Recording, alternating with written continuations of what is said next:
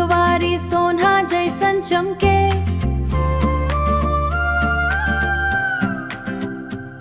पठरा माहा से घास मन मोर हर्षाए। अमली के दार नीचे बेरा रुकिए जैसन लागे। मुरगांव के मत के खुशबू परन माँ बस जाए। आमा पान के छोपा माँ झूल उठे मुला संगवारी। माटी के मेला माना चतत है हर कोई।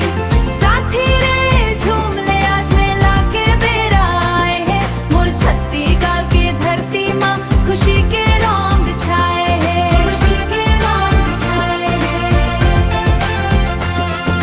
नदिया के पानी जैसन मन माँ निर्मलता है। पेड़ पकाए खितमा किसन के मुस्काने। धरती ला चूमत है सूरज के लाली मुखड़ा।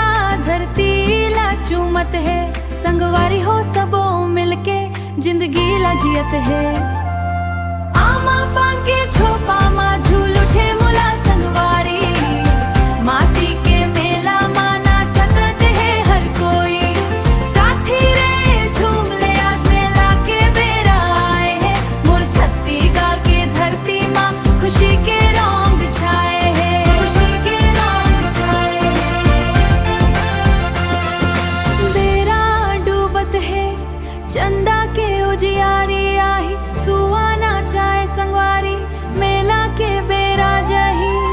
मन माँ बसे है राम मोला मोला संगवारी। मोला मोला संगवारी। आमा पान के छोपा